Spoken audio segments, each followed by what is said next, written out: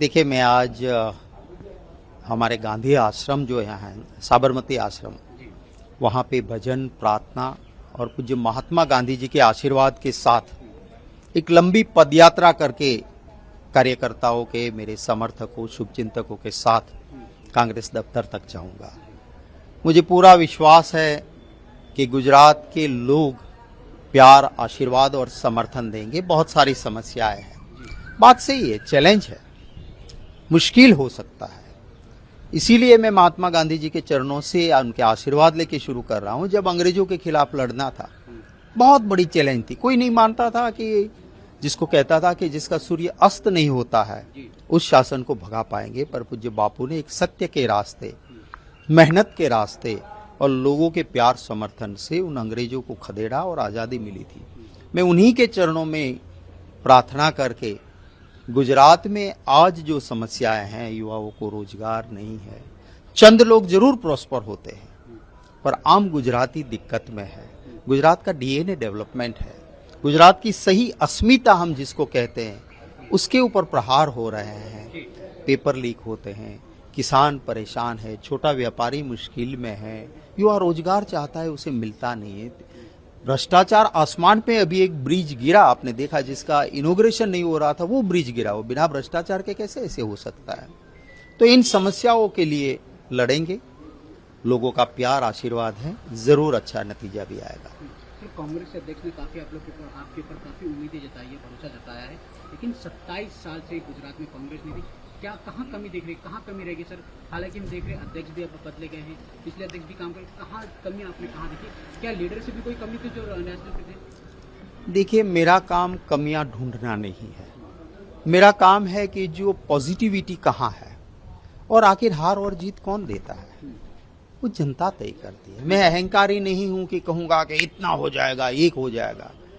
पर जब जनता आशीर्वाद देती है, जनता का प्यार और समर्थन होता है, और यहाँ गुजरात में लोगों ने बहुत दिन दिए, बहुत साल दिए, बहुत महीने दिए, अब लोग एक बदलाव भी चाहते हैं। तो मुझे विश्वास जो है और जो ताकत मेरे गुजरातियों की है, उनके ऊपर भरोसा है कि मेरे पे विश्वास। सबसे बड़ा सवाल वही है, वो जरूर जीतेंगे जब लोग साथ देते हैं ना। ये हमारे यहाँ एक मैच्योर डेमोक्रेसी है।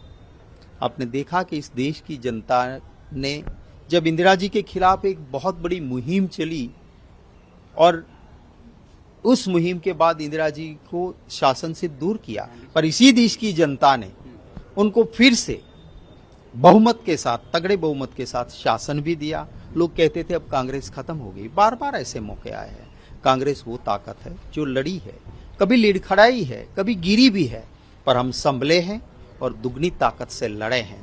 तो यहाँ पर भी सबके साथ मिलके हम जरूर लड़ेंगे और लोगों के आशीर्वाद से हम जीतेंगे, लोगों के प्यार से हम जीतेंगे। और हमारा काम कोई जातिवाद पे, कोई भेदभाव के आधार पे, चाहे राम का मरे चाहे रहीम का मरे, मेरा वोट बैंक भरे, वो राजनीति नहीं है। लोग अब समझने लगे हैं, तो मुझे पूरा विश्वास है कि प्यार, आशीर्वाद और समर्थन से लोग ही जिताएंगे कांग्रेस को। पिछले 27 साल में कांग्रेस के कई ऐसे एमएलए हैं या कार्यकर्ता हैं जो अन्य पार्टी में शामिल हो गए, उनको आप किस तरह से दोबारा अपने साथ जुड़े? क्या कुछ उनके मैसेज देना चाहिए? क्या उनकी घर वापसी कर सकते हैं आप लोग? देखिए, मैं धन्यवाद करता हूँ गुजरात के काफी उन नेताओं, कार्यकर्ताओं का। मेरा नाम तय होने के बाद एक सेकंड मेरा फोन बंद नहीं रहा। लोगों का प्यार, समर्थन, शुभकामनाएं मिलती रही और उसके साथ साथ लोगों ने ये भी कहा, कुछ गए थे, कुछ की मजबूरी थी। देखो, यहाँ पार्टी छोड़ के जाने वाला सब इसलिए नहीं जा रहे कि यहाँ तकलीफ है और वहाँ कोई अच्छा ही है। कोई न कोई कमजोरी को पकड़ के, इसको दबा के, धमका के लिए गए थे, कहीं गए थे।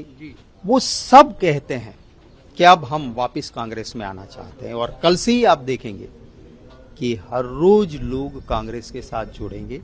कल 2-3 बड़े चेहरे भी कांग्रेस के साथ जुड़ सकते हैं और मैं सभी का स्वागत करता हूं कि आइए।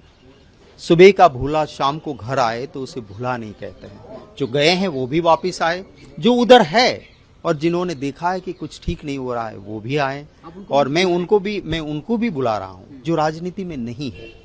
मैं उन गुजरातियों को आह्वान कर रहा हूं कि आइए, ये सिर्फ शासन हत्याने की मेरी लड़ाई नहीं है, गुजरात के हित की मेरी लड़ाई है, जहां पे हम चाहते हैं कि एक बैलेंस डेवलपमेंट हो, सिर्फ चंद लोग प्रॉस्पर करे और आम गुजराती मेरा दुखी हो, ऐसा नहीं। जहां सबका विकास होना चाहिए, जिसे हम संतुलित विकास गुजरात में कहते हैं, वो चाहते हैं। सर पिछले 9 साल से बात करें, केंद्र की बात करें, क्या अभी भी लगता है आपको मोदी लहर अभी बरकरार है गुजरात हो या अन्य राज्यों में? जिस तरह से 9 साल से बीजेपी काम कर रही है, अपने आपको बताते हम काम कर रहे हैं। देखिए, अभी हिमाचल के चुनाव, उसके बाद कर्नाटका के चुनाव क्या दिखा रहा है? लोगों ने बहुत उम्मीद रखी थी। जी मैं भी एक गुजराती हूँ, जी मुझे भी उम्मीद थी कि गुजरात के प्रधानमंत्री बनेंगे, मेरे गुजरात को क्या क्या फायदा होगा। वो हर वक्त कहते थे गुजरात को थप्पड़ करके, वो जो बातें गिनवाते थे उसमें कुछ नहीं हुआ। वो कहते थे हर साल 2 करोड़ नौकरियां खुलेगी, खुली नौकरियां क्या? काला धन वापस आ जाएगा, यूं ही आपके अकाउंट में 15-15 लाख आ जाएंगे। मिला किसी को पैसा क्या? कहते थे कि किसान की आय दुगनी कर दूंगा, किसान का खर्चा दुगना हुआ, आय तो आधी होगी किसान की। कहते थे कि हम इस देश में महंगाई दूर कर देंगे, बहुत हुई महंगाई की बार, अब की बार भाजपा सरकार। क्या हुआ? इंटरनेशनल मार्केट में गैस का सिलेंडर, गैस का जो एलपीजी का दाम कम होने के बावजूद 410 का गैस का सिलेंडर आप 1100 पे पहुंचाते हो, पेट्रोल डीजल 100 छू रहा है, तो वो लहर जो है वो नहीं। वो कहते थे एक सर के बदले 10 सर लेके आऊंगा। क्या हो रहा है बॉर्डर पे? हमारे जवान शहीद पे शहीद हो रहे हैं, दुख है, उस पर राजनीति नहीं करना चाहते। हमारी सुरक्षा में खड़े जवान जब उसको खरोंच भी आती है, पूरे देश को दर्द होता है। पर जिस तरह से भाजपा चल रही है उसके खिलाफ लोग जरूर अब एक बदलाव की नजर से देख रहे हैं। प्यार, समर्थन और आशीर्वाद जनता का होता है। जनता बड़ी होती है लोकतंत्र में, शख्स बड़ा नहीं होता है। सर पिछले हमने चुनाव देखा, अभी हाल ही में गुजरात में जो चुनाव थे, हमने देखा राष्ट्रीय जो नेता है बीजेपी के, वो प्रचार के लिए आए थे, लेकिन कांग्रेस की तरफ से कोई इतना बड़ा चेहरा जिस तरह से प्रचार नहीं कर पाया। तो क्या बीजेपी लगातार प्रचार करके लोगों को अपने तरफ बात है, कांग्रेस वही प्रचार, उनके जो अध्यक्ष नेशनल लीडर वो नहीं आते? देखिए, आपने देखा जहां उस वक्त एक पदयात्रा भी राहुल जी की चल रही थी, और वो यात्रा सिर्फ सत्ता से लिए संघर्ष नहीं, दल के हित से ऊपर देश का हित, देश में प्यार और अमन बढ़े, उसके लिए उनकी एक कोशिश थी। और उस वक्त पे हाँ जरूर, पर फिर भी राहुल जी भी आए थे यहाँ पे। क्योंकि उनकी जो संख्या थी यात्रा की काफी बताइए, 4 से 5 यात्रा करी या कई सभा में, लेकिन वो उतनी सभा नहीं कर पाए जितनी बीजेपी लगातार चला। बिल्कुल, आप समझ सकते हो, जब इतनी लंबी यात्रा कोई नेता कर रहे हैं तो छोड़ के हर दिन तो यहाँ, और सिर्फ चुनावी राजनीति ही राहुल गांधी जी का आखिरी मकसद नहीं है। उसके लिए दल से हित से ऊपर देश का हित, खुदगर्जी से ऊपर जनता के हित के लिए वो काम करता है। सर मणिपुर की बात करें, हमने देखा मणिपुर पे काफी एक बार दोबारा हिंसा देखने मिल रही है। ना नरेंद्र मोदी बोल रहे हैं, अमित शाह गुजरात में साइकिल वहां पे, लेकिन मणिपुर पे एक सवाल का जवाब, उस घटना को किस तरह से देखते हैं? देखिए, लोकतंत्र में ये होता है कि लोगों के साथ रहना चाहिए और समस्याओं पे बोलना चाहिए। आप मुझे सवाल कर रहे हो, मैं जवाब दे रहा हूं। कल को अगर हम शासन में भी होंगे तो इतिहास भी देख लीजिए, हमारे प्रधानमंत्री हो या हमारे शासन में बैठे हुए नेता हो, आप सवाल पूछते थे, आंखों में से आंख डाल के कड़े सवाल पूछते थे और वो प्यार से जवाब देते थे। आज वो सिलसिला टूटा है, जो लोकतंत्र के लिए ठीक नहीं है। और जो मणिपुर में हिंसा हुई, कौन है शासन में वहां? भारतीय जनता पार्टी है। देश में शासन में भी वही पार्टी है। वोट बैंक की राजनीति के लिए जब आप लोगों का ध्यान भटकाने के लिए आपस में हिंदुस्तानी को लड़ाते हो, जाति के नाम पे, प्रांत के नाम पे, भाषा के नाम पे, मजहब के नाम पे, तब देश जलता है और देश का नुकसान होता है। पर इनकी भाजपा की राजनीति सिर्फ वोट बैंक की राजनीति है। और अभी बोलना चाहिए, वहां जाना चाहिए, प्रधानमंत्री जी को भी जाना चाहिए लोगों के बीच में। वो हमारे देशवासी है। क्यों मणिपुर पे वो साइलेंट है? उसे जबान खोलनी चाहिए, उनके सवाल भी लेने चाहिए। और प्रधानमंत्री जी चुनाव के लिए तो 26 किलोमीटर का रोड शो, हर बार जनसभा, वहीं पे प्रधानमंत्री नहीं प्रचार मंत्री बन जाते हैं, तो भी मणिपुर में क्यों नहीं जा रहे हैं? सोचना चाहिए, उनको जाना चाहिए। सर एक और सवाल जानना चाहिए, जिस तरह से हमने देखा नाम बदलने का सिलसिला हमेशा से चलता रहा पिछले 9 साल से। दिल्ली में भी नेहरू गांधी जो म्यूजियम था उसका नाम बदला। कांग्रेस इस फैसले के, सरकार के फैसले को किस तरह देख रही है? देखिए, ये एक गलत तरीका है। इस देश की ये परंपरा नहीं रही है। नेहरू जी ने उस परिवार ने इस देश की आजादी के वक्त, जब कोई प्रधानमंत्री बनने का किसी को संभावना नहीं थी, जब कुछ लेना नहीं था, अपना कोठी से लेके सारी बड़ी प्रॉपर्टीज, उनके पास तो इतना पैसा था कि 7 जनरेशन तक खाते रहे, खुटता नहीं।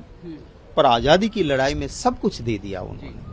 आजादी की लड़ाई लड़े और इस देश में जहां सुई नहीं बनती थी वहां हवाई जहाज बनने लगा। इस देश में जहां गेहूं बाहर से लाने पड़ते थे वहां धान के भंडार बने।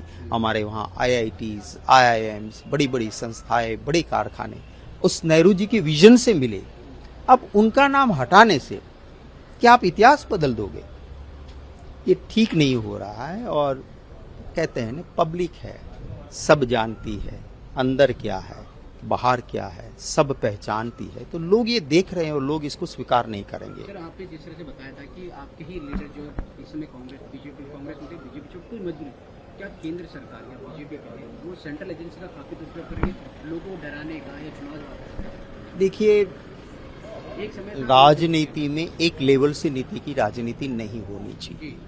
अभी का जो भाजपा का दौर है, हमने वाजपेयी जी की सरकार भी देखी थी, वो राजीव गांधी जी थे जब प्रधानमंत्री थे, बीजेपी के 2 MP थे, उसके पीछे CD, ED, CBI लगा के उस 2 को खरीद सकते थे और कहते कि भाजपा मुक्त सांसद हो गई। उन्होंने नहीं कहा, उन्होंने ये नहीं करा। उन्होंने कहा कि 2 MP बीजेपी के हैं, मेरे लिए एक प्रबल ऑपोजिशन है। उस तरह से राजीव गांधी जी ने देश में देखा। आज क्या हो रहा है कि इसके पीछे आप अगर हो, आप पत्रकार हो, पॉलिटिशियन हो, आप थोड़ी सी सच बात बोलोगे तो आपके पीछे सारी एजेंसी लगेगी, पूरा छानबीन की। अगर आपका रिश्तेदार कोई गवर्नमेंट सर्वेंट है तो उसकी ट्रांसफर होगी, उसका सस्पेंशन होगा, उसको कहेंगे कि आप बदल जाओ, आ जाओ बीजेपी के पल्ले में।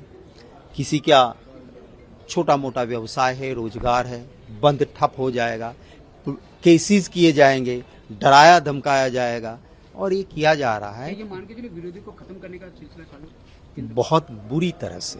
और ये लोकतंत्र में नहीं होता है, ये सिर्फ डिक्टेटरशिप में होता है। और इस तरह से जो हो रहा है उसको लोकतंत्र में आने वाले दिनों में सफलता नहीं मिलेगी। आखिरी सवाल सर, जिस तरह से हम देख रहे हैं लोकसभा चुनाव अगले साल है 2024 में, कांग्रेस गुजरात में कितनी वोटें आ सकती है? क्योंकि हमने देखा है लगातार प्रचार बीजेपी के अभी से शुरू हो चुके, कांग्रेस की किस तरह तैयारी गुजरात में? देखिए, हम आज से शुरू कर रहे हैं, हम जाएंगे लोगों के बीच, हमारी बात रखेंगे, हमारा एक पॉजिटिव एजेंडा है, वो पॉजिटिव एजेंडा के साथ हम जाएंगे। आज लोग परेशान हैं गुजरात में, क्योंकि जो गुजरात में एक बैलेंस डेवलपमेंट था वो नहीं रहा है। चंद लोग प्रॉस्पर होते हैं। हम कहते हैं कि हमारी सरकार है और हम जो कहते हैं वो करते हैं। हम ये नहीं कहते कि चुनाव के वक्त कहते हैं, वो तो जुमले होते, करना थोड़ी होते। आपने देखा right to information, right to education, right on forest land, बहुत सारी चीजें जो हमने कही थी वो करके दी है। तो आने वाले दिनों में हम लोगों के बीच में हमारा वही पॉजिटिव एजेंडा लेके जाएंगे, एक विजन लेके जाएंगे, लोगों का प्यार, आशीर्वाद और समर्थन मिलेगा। मैं अहंकारी नहीं हूँ, कोई आंकड़ा नहीं देता हूँ, मैं कोई ज्योतिषी हूँ, पर मुझे विश्वास है कि गुजरात के लोगों का प्यार, आशीर्वाद मिलेगा और अच्छा से नहीं मिलेगा। बीजेपी सर लगातार 9 साल का काम, जो अपना 9 साल है उनका कार्यकाल, वो लेके जा रहे लोगों के अधिकारी कि हमने ये किया। देखो, कारनामे हैं उनके, काम नहीं है। तो बीजेपी के जो कारनामे हैं उसको लोग अब जान चुकी है और काम नहीं करने के किए है, इसलिए तो पुल गिरा, ब्रिज गिरा, वरना कहां से गिरता।